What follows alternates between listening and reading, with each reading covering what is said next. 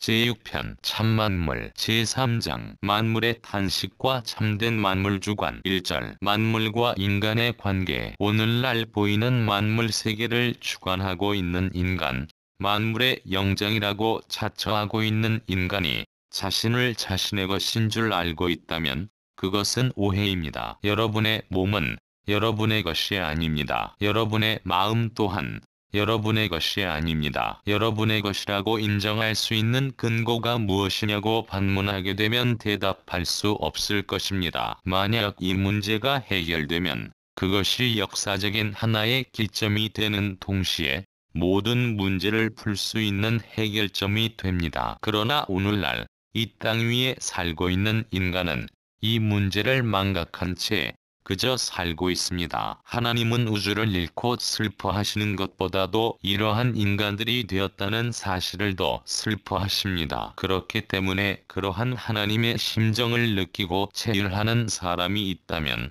그로부터 근본적인 종교의 섭리가 출발할 수 있습니다. 여기에서부터 하나님을 다시 찾을 수 있는 길이 개척되는 것입니다. 이 땅 위에 존재하고 있는 모든 것이 땅을 부모로 하고 있고 천체를 부모로 하고 있으며 더 나아가서는 창조주를 부모로 하고 있는 것과 마찬가지로 여러분의 한 자체도 여러분 한 자체로서 끝나는 것이 아닙니다. 땅은 인간의 제1어머니, 우리 몸을 양육해주는 것은 땅입니다. 우리 몸에 필요한 요소를 제공해주는 땅이 우리의 부모입니다. 그런데 이 땅이 인간의 부모라는 것을 아는 사람이 없습니다. 그 다음에 우리를 낳아준 부모가 있습니다. 몸적인 부모는 땅이요.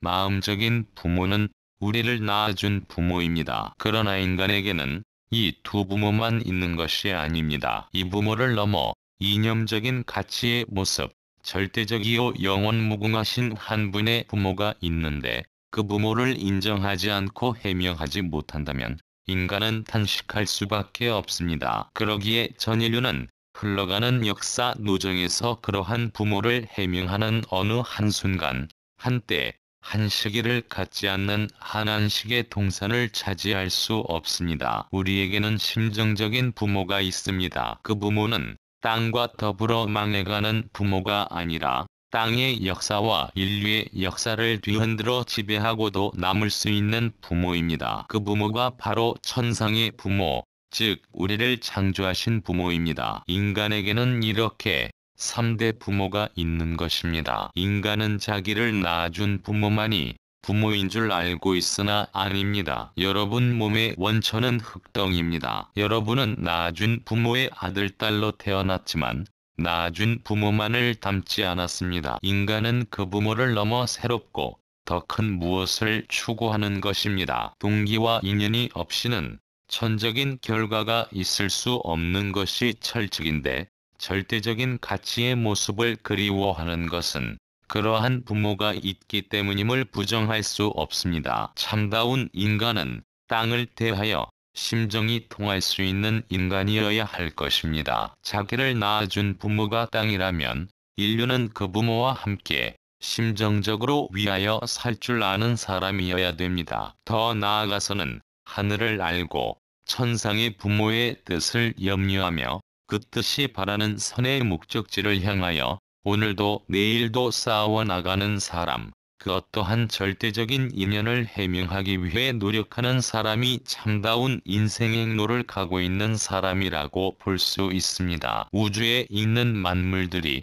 인간의 육체 속에서 각각 자기들 것을 모두 찾겠다고 주장하게 되면 인간은 모든 것을 빼앗기고 말 것입니다. 우주에서 모든 원소를 빌려와서 형성되었기 때문입니다. 그 말은 우주가 나를 낳아주었다, 우주가 나를 만들었다라고 하는 말입니다. 그래서 내 몸의 부모는 우주입니다. 나는 우주의 원소를 종합한 실체라는 것입니다. 그러므로 나는 움직이는 우주다, 나는 활동하는 우주다라는 것입니다. 이러한 관점에서 우주를 사랑해야 됩니다. 자연 가운데 앉아서 만물을 보고 자연을 바라보면 신비함이 느껴집니다. 자연을 지극히 사랑할 수 있는 마음이 우러나면 인간을 자동적으로 사랑하게 됩니다. 꽃과 나비, 모든 만물을 보면 희망을 가지게 됩니다. 나는 자연에 있어서의 독생자요. 너 또한 자연에 있어서의 독생자다. 그러니까 이 우주는 나와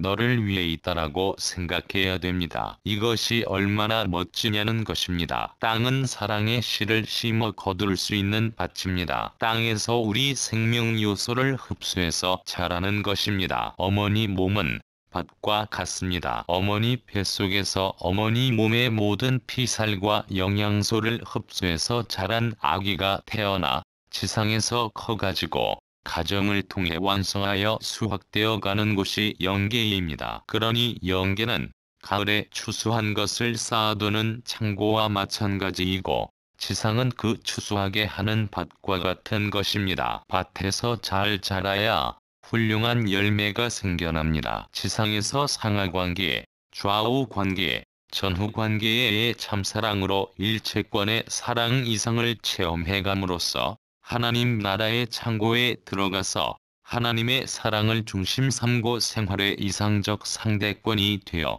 하나님과 영원 무궁토록 사는 것입니다. 대우주가 우리 집입니다. 이것이 천주입니다. 대우주가 우리 집인데 마음대로 주관하면서 하나님과 사랑으로 같이 영원히 사는 것이 인간의 최대 행복이요, 최대 해방이요, 최대 자유입니다. 사람 몸의 4분의 3이 물입니다. 안 보이는 공기와 보이는 물이 공급되어서 여러분의 아이를 키우는 것입니다. 그것은 땅에서 공급합니다. 그러니까 땅은 제2 어머니입니다. 그렇기 때문에 여러분의 어머니보다 더 사랑해야 됩니다. 그렇게 자란 다음에는 영계로 날아가야 합니다. 자궁과 공기의 세계를 거쳐서 영계로 들어가 해방이 되는 것입니다. 그곳이 마지막 목적지가 됩니다. 그곳이 하나님을 중심 삼은 천국입니다. 만물의 중심은 인간, 하나님은 아담 해와의 외적이고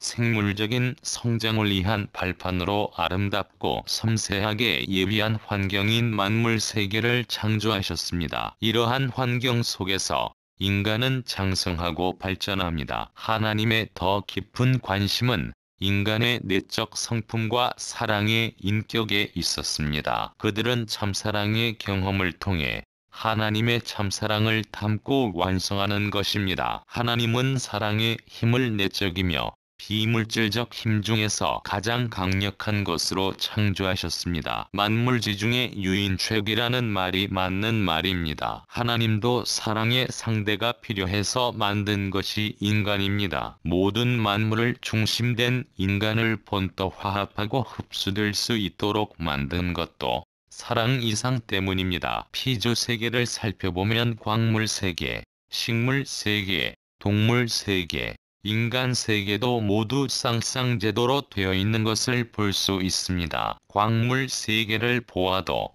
플러스 이온과 마이너스 이온이 작용하고 있습니다. 원소와 원소끼리도 아무 것이나 갖다 붙인다고 해서 결코 결합하지 않습니다. 상대적 요인이 맞지 않으면 하나님도 마음대로 명령을 할 수 없습니다. 그와 반대로 서로 상대적 요건이 맞게 될 때는 하나님이라도 못 말립니다. 급은 낮지만 광물 세계도 사랑의 창조 이상형 모델의 핵에 반응할 수 있도록 거기에 통할 수 있도록 작용하게 돼 있습니다. 우주의 존재 질서는 위하는 것을 근본으로 삼고 있습니다. 참다운 이상, 참다운 사랑, 참다운 평화의 세계는 하나님의 창조 이상인 동시에 인간의 소망입니다. 그러므로 이상의 기원, 행복과 사랑의 기원은 상대를 위하여 사는 데에 있습니다. 우주를 보면 그 어떤 존재물도 자기만을 위하여 존재하는 것은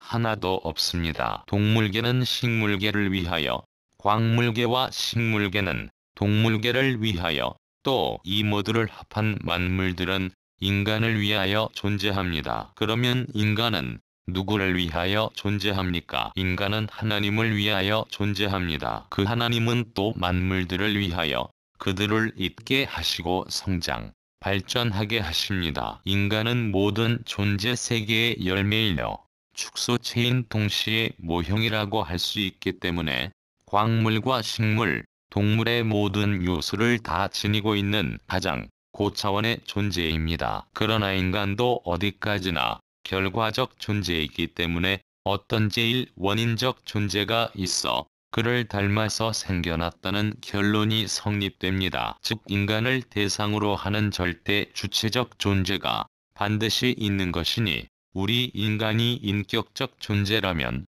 그 주체도 분명히 인격적 존재임에 틀림없습니다. 그 제1원인적 절대자를 철학에서는 존재자라고 하고 종교에서는 신이라고 부릅니다. 만유는 이중목적, 즉 개체를 위하는 목적과 전체 안에서 화하고 보다 높은 차원의 것을 위하는 전체 목적을 가지고 있습니다. 그러므로 우주는 이중 목적의 연체로 되어 있는 하나의 큰 유기체와 같으며 개체 내에서 주체와 대상이 완전히 하나 되어 개체 목적을 이룬 존재는 그 자체만으로 고립, 단독 고정된 상태로만 존재하지 않습니다. 개체는 다른 존재와 더불어 관련을 맺기 위하여 주체적 입장 혹은 대상적 입장을 취하여 그와 하나됨으로써 보다 고차원의 방향성과 목적성을 띤 존재로 발전합니다. 이렇게 우주는 주체와 대상의 공통이익으로 연결되어 있는 공동목적체이므로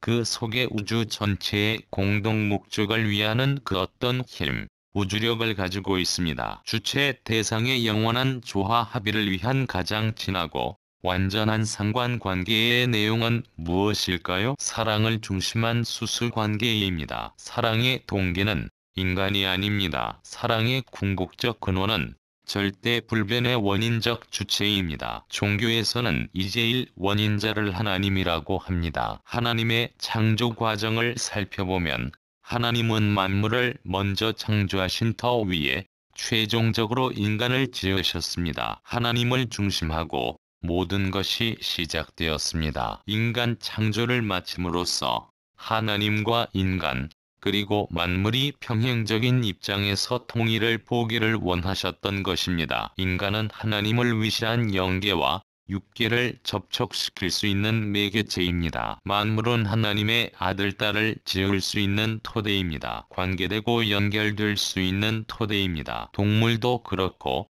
광물도 그렇습니다. 광물 세계에도 플러스와 마이너스가 있습니다. 식물 세계에도 암술과 수술이 있고 동물 세계에도 암놈과 수놈이 있습니다. 전부 다리를 놓아 모든 것이 결집되어 창조된 최고의 걸작이 인간의 내적 형상과 외적 형상입니다. 모든 형상을 부여해 상징적이고 형상적이며 실체적으로 다 드러내 다리를 놓게끔 해서 전부 연결되도록 관계 맺도록 한 것입니다. 세상은 각양각색의 조직체와 관계들의 조화 속에서 운행되고 있습니다. 복잡하고 다양한 이 세상에서 참된 주인이 되어야 한다는 사상은 인간과 인간의 관계는 물론 인간과 만물의 관계에서도 적용되는 사상입니다. 문제는 어떤 사람을 두고 참된 주인이라고 부를 수 있느냐는 것입니다. 보다 남을 위해 배려하고 헌신,